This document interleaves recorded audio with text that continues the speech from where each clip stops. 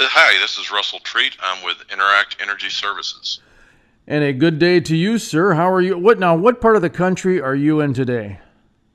Well, I'm actually in downtown Denver this morning. Downtown Denver, but you're based out of, is it Houston? Yes, I'm based out of Houston. Okay, so what's going on in Denver? Business, pleasure, or? Business and pleasure. It's hard if you do it right, it's all the same thing. Exactly right. And that is, I'm glad you brought that up because I think it's important for people to be reminded. I know a lot of us know this, but it's important to be reminded that if you really truly do what you love, you never work a day in your life. Yeah, if you do what you love and you do it with people who you care about, then, every day's a gift. I never thought about that. I did, but nicely put, articulately put, that you got to have the people around you enjoy being with. Otherwise, it's a little bit of work managing relationships, huh? Well, that's right. That's right. So, all right. Go ahead. It's easy to say, and it's hard to do. So let's talk a little bit about your podcast. That's kind of the meat of why we brought you on the program today. You've got an energy podcast. So talk to me about the genesis of this a little bit. How did you get into the podcast business or the podcast world? Yeah, so that's actually an interesting story. So I'm kind of a geek from way back. I was playing with computers and software before playing with computers and software was cool. And so I've always been interested in technology. I started listening to podcasts kind of in earnest maybe 5 years ago. And I just had this idea. I liked the medium, and I had this idea about, well, if I were going to do a podcast, what would I do? And I arrived at the name first because it's catchy. It's the Pipeliners Podcast. And then I kind of arrived at, I'm committed, I'm going to do this. And then it took about another year, maybe year and a half to really kind of pull it together and get clear about why I was going to do it, what I was going to do, and how I was going to do it. And the why is simply this. I learned what I know about the oil and gas business, about the pipelining business, mostly by going to conferences and trade shows and by talking to people older and wiser than myself, or hanging out and listening to those kind of conversations. And, the nature of the pipeline business is it's very kind of geographically dispersed. It's all over the place. A lot of people who work in the business may never get to go to a conference and really get any education about, all the various aspects of what pipelining is. So I just decided I'm going to talk to these people who I enjoy talking to and have some fairly technical, geeky conversations, and we'll see if anybody likes to listen to that kind of conversation. And as a vehicle to help people learn the business or learn about the business. And I've been really blessed. I mean, the response that I have gotten has been very positive, and really it's kind of humbling just how many people have been providing feedback and expressing their appreciation for what it is I'm trying to do. Do you have any background in the media? You certainly seem that you can carry on a conversation. You've got a good voice. Is that just kind of something you have and decided to do a podcast? Or, did you take some journalism classes in college that kind of sparked the bug? No. Jason, that's a great question. I'm an engineer. I mean, I'm a pretty stereotypical engineer. You seem like you're a little too creative for that engineering field. Well, I'm a little bit of both, but I work in automation and measurement, and you'd be surprised how many people that work in that domain are musicians or have some kind of artistic talents. Because really, working in technology, or in fact working in engineering, can be a creative expression, because you're always trying to figure out a new way of doing something. Oh, I agree. Yeah, it seems like. But I will say this: I am a guy who has always been comfortable, going to conferences, writing papers, and being in front of groups and giving speeches and that kind of stuff. So, I certainly have a background doing that. I sing at my church from time to time. That's So I have kind of always had an interest in, I'll call it public expression. Well, I was gonna say you seem to like have that.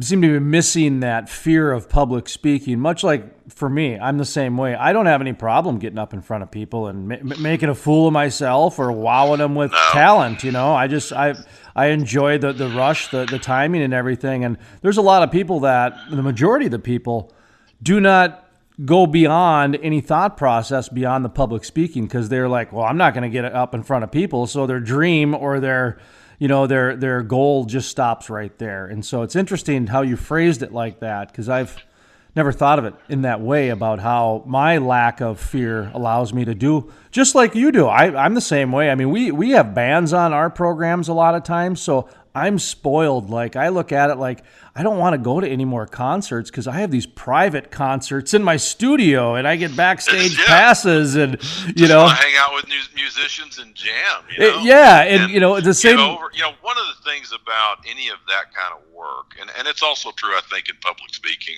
or what we're talking, podcasting, is there's a little bit of, you've got to be willing to be bad to be good. Mm-hmm. Because the comfort and the comfort of doing it, the fear decreases as you have more experience doing it. But I mean, I still get anxiety from time to time, but I view that like an athlete would getting ready for a game. Absolutely. I'm getting ready to go do something I have some passion for. Yeah, and I approach my programs a lot like how you do. It's more of a learning experience more than anything. Mm-hmm. Like I'm doing it because I genuinely want to know things, and I have pretty much an insatiable curiosity. I had a good friend of mine and mentor who used to say, Russell, he says, you're going to have a 5-year plan when you plan it.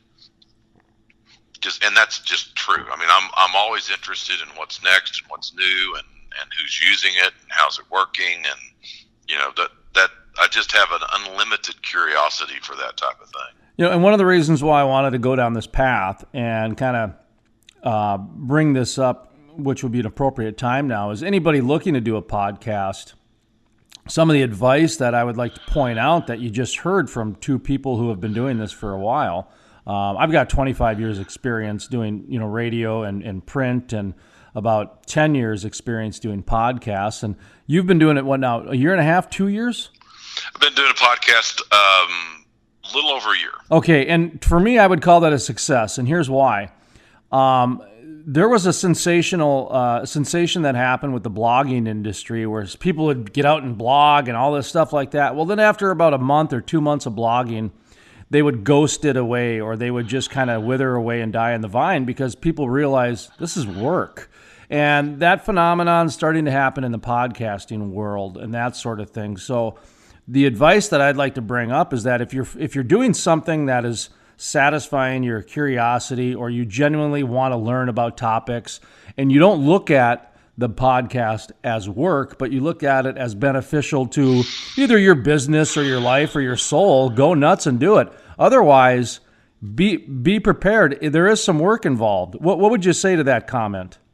Oh, it's absolutely true. I think the big thing, I run 3 businesses, and I think the big thing for me about starting a podcast was figuring out how to resource it, because I have the technical expertise to, mix the sound and build the web pages, but I don't have the time or really the interest in all that part of podcasting.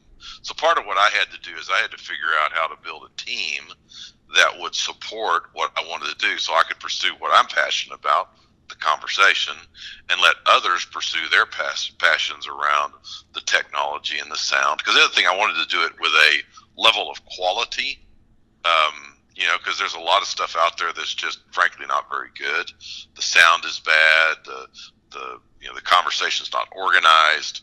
So yeah, it's definitely work. And I think anybody who starts a podcast, you kind of have to realize that somewhere between episode 5 and 25, you're going to hit a wall where you ask the question, do you want to keep doing this? And not only that, what am I going to talk about next? And who's going to come on my program? Oh my gosh, it's like payroll, man. It comes every week. I got to have an episode. Well, yeah, and for a guy like me, I do them daily. And so, I do daily radio programs, which we then turn into podcasts. And if I didn't have that radio outlet where I have the traditional, monetization, revenue source model, that sort of thing, there's no way I would do a daily podcast. It'd be way too hard to keep up with, unless you were getting compensated for that being your full-time job. You know what I mean? Yeah, right. But I think the point you make is a good one. It is work. And it does require some planning, and it does require some competencies to do it well. So let me ask you this. Are you getting some results and that sort of thing? I know you enjoy it, and your team probably enjoys it, but at the end of the day, you do have a part of your strategy to increase awareness of your businesses. Maybe you have advertisers or sponsors or clients or something like that. You must be satisfied. What makes you continue to do it? That's the question. What makes you to continue to do it? Well, there's a couple of things. One is, every time I get an interesting guest on and I have a conversation, I feel like I make a new friend. And that, to me, I just find a lot of joy in that. And I love the geeky kind of getting into the weeds of the technology kind of conversations. One of kind of my go-to guys, a guy named Clint Bodungeon, and he's a cybersecurity guy, and I work in SCADA and pipeline control systems and that sort of thing. So cybersecurity is a big piece of that. And we'll get on, and oh my gosh, you could, the geekometers in the red zone. We just go nuts. And those are some of the episodes I get, the most feedback about, the most positive feedback about. So one thing is, I just love the people, I love the conversation, and that helps to keep me going. But the other thing is, there is a business part to this. One of the challenges in our niche, the pipelining niche, is to get known. So we've been around a long time. I actually started the company in '94, but we're relatively small, and not a lot of people know about us. So part of the podcast is to, provide a service to the industry, but also help more of the industry know who we are and that we're here and what we do. When it comes to podcasts, I think if I were to give advice to somebody, I'd say the best way to start, or one of the ways to start, would be to find out, obviously, what you're going to talk about. And is it going to be a general type of a podcast where you're going to be competing with a lot of different things? Or is it going to be a micro or a niche type podcast where you got to go find your audience, because not everybody wants to know about, granite countertops or whatever? I don't know. What, You've got kind of a niche one. Did you kind of want to go down that niche route, or did you start out with, say, an oil and gas podcast, and then it went down to the Pipeliners podcast? Do you understand my question? Yeah, I do absolutely, and I think it's a great question. I actually gave that a lot of thought, because there was kind of two aspects of this. I didn't want to focus solely on what our companies do, to make a living. But I also didn't want to focus super broad. So I spent a lot of time, trying to get comfortable about what is kind of the domain of conversation. And what I came to is, the domain is anything that somebody working in a pipeline company would be interested in knowing, and would be valuable to them to know more about their business and how to do their job. So that's much broader than what we do, but it's also super niche, because that's a hard market to even, figure out how to define. It really is, because quite honestly, their time is so fragmented and demanded that the podcast works out perfectly for somebody in the oil and gas industry, but it's very difficult to get their free time. Does that make sense? Oh yeah, and one of the things that kind of sold me on the idea of do the podcast thing is, in our business, there's a lot of windshield time. So there's a lot of opportunity for listening to radio, or listening to, well, even depending on where you are, even radio may not be very viable, but certainly you can listen to podcasts. Well, so I think there's a growing demand for good content that is, helpful to me and what it is I'm trying to do, or what I'm interested in. Yeah. I know one of the consulting parts I get into is the audio portion, whether it be radio, whether it be podcast. It's an audio format, which at the end of the day means hands-free. And up in North Dakota, there's flooding issues, and so of course, when the floods happen, radio becomes king, or because everybody needs their hands to sandbag and that sort of thing. And that's true when you start thinking of it like that in the oil and gas industry. All those jobs that a lot of those guys need their hands in order to do things, but they can have a radio station or a podcast going. There's the windshield time. You got engineers and CEOs driving an hour to 2 hours to a rig and that sort of thing. So they need their hands free and they need to drive on the wheel and listen and that sort of thing. There's a lot of that, even in agriculture, fixing fence posts, milking cows, that sort of thing. So there's a lot of different industries and a lot of different shop time and garage time where the podcasts and the radio really can shine. That's what I've noticed. Oh yeah, I think that's absolutely true. I think that's absolutely true. I think I've been surprised. I might kind of be interested in your opinion on this, because you hear about the hockey stick, and you bang into a market for a while, and then suddenly it kind of goes viral. That has not been my experience at all. I mean, we've had fairly quick growth, but it's been steady. That's what I've had. I've had too. Yeah. I've had a couple things that have quote unquote gone viral, but I mean that doesn't. You're lucky if you can probably keep 10% of what went viral, I guess, or pick up. It's difficult, Like I said, people are busy, and in order to get them to subscribe and genuinely subscribe, and get them engaged. It's work. Even your own network doesn't necessarily, become as engaged as you'd think and that sort of thing.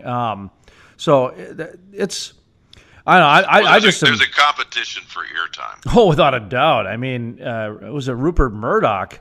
He used to always say he was in the eyeball competition. That's all. He just wanted people's eyeballs. He didn't care after that, type of a thing. And Rupert Murdoch, Fox News or Fox Empire. But if by the way, Russel Treat, he's with is it Pipeliners Podcast? Is that the name of it? Pipeliners Podcast, yes. So if you were to do an elevator pitch, a 2 to 3 minute overview, if you would, how would you describe your podcast?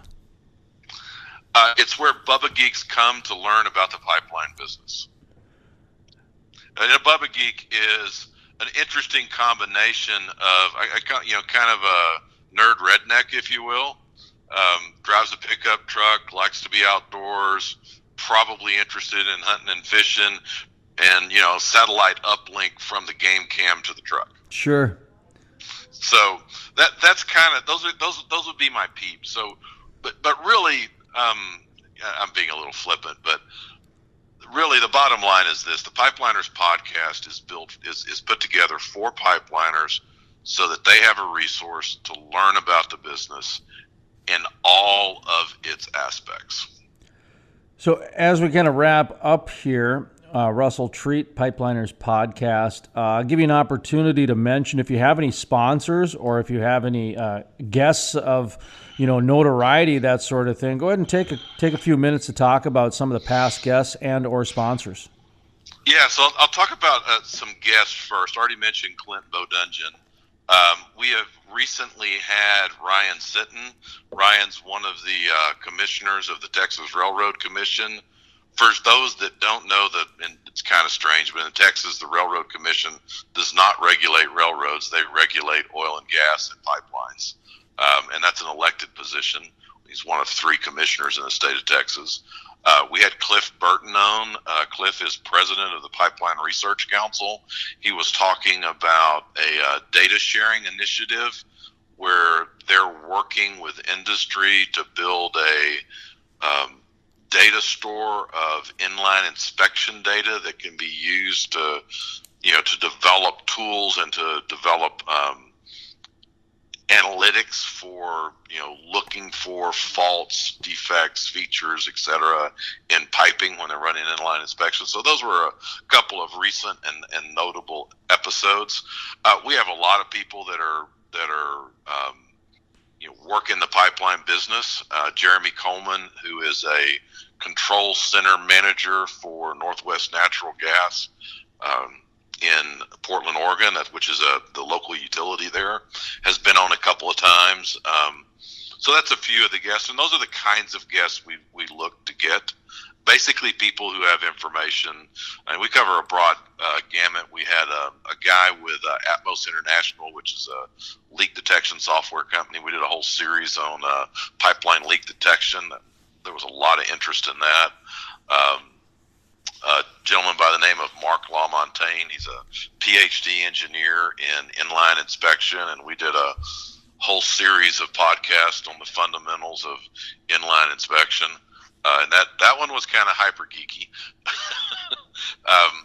So that's kind of who we've had as guests, and who the kind of people we would expect to continue to have as guests. My most recent episode to drop, we had a gentleman by the name of Casey Yost, and he's a third generation pipeliner and kind of a historian. And we talked about the history of pipelining and what we were doing 100 years ago versus what we were doing today. I found that one really fascinating myself. So you asked about sponsors. The first full year of the podcast, we did it without sponsors. We currently have a sponsor, EnerSys Corporation. EnerSys is a company that provides software and consulting services to the Pipeline Control Center for regulatory compliance and pipeline operations. So they've been a real gift. They've been underwriting this thing. It does cost money to do it well. So that's been very helpful. And how can people find it, or do you have social media? Just talk about how people can find it and how they can subscribe, follow, and do all that modern day thing. Yeah, so we're on all the smartphone podcast applications. Just search for Pipeliners Podcast. You will find us. We have a website. It's pipelinerspodcast.com. And then, of course, we've got a company page on LinkedIn and a group on LinkedIn also called Pipeliners Podcast. Anything we missed? Anything you want to reiterate? Anything? I like to give guests the final word so that way they can make sure that anything they wanted to get out was out, or maybe we talked about it already. So the floor is yours, sir. Well, Jason, I thank you for that. I think the thing that I want to talk about that we haven't talked about, because there's another kind of underlying purpose of the Pipeliners Podcast, and I think this purpose maybe exists in a number of other people that are doing podcasts kind of in this niche. One of the things we're trying to do is get good factual information out, and so that the public can get educated about what are the various aspects of pipelining and what are pipeliners doing to operate safely and effectively.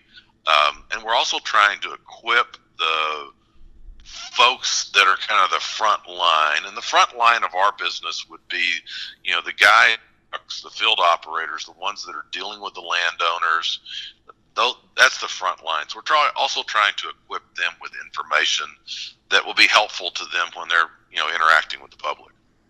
I was going to say that's a tough one, because when you have such a micro audience, it's tough to educate the public, and so it's how do you, because the public isn't paying attention to anything outside of Kim Kardashian and what's that, McDonald's tonight. So trying to get them to, you know what I mean by that? They're so busy. I do, Jason, but there's a couple of realities here. One is there's a lot of landowners that are impacted by pipelines, probably more so than other aspects of the business.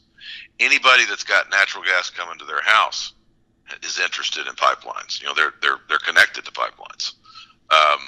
So the public that has an interest is probably more broad than what we realize. Mm-hmm.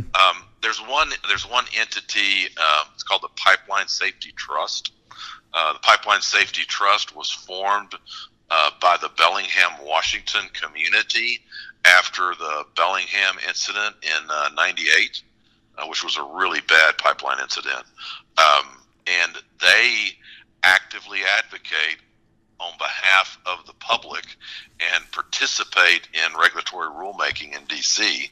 and their primary issue is to educate and inform.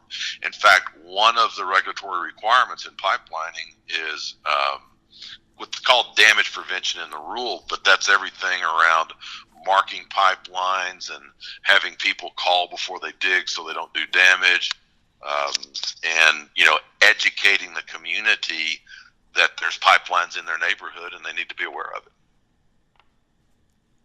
So I think again, maybe I'll get off my soapbox now, but I do think that part of what we're trying to do is, for those who are interested, provide the information, more broadly than just people working in the business.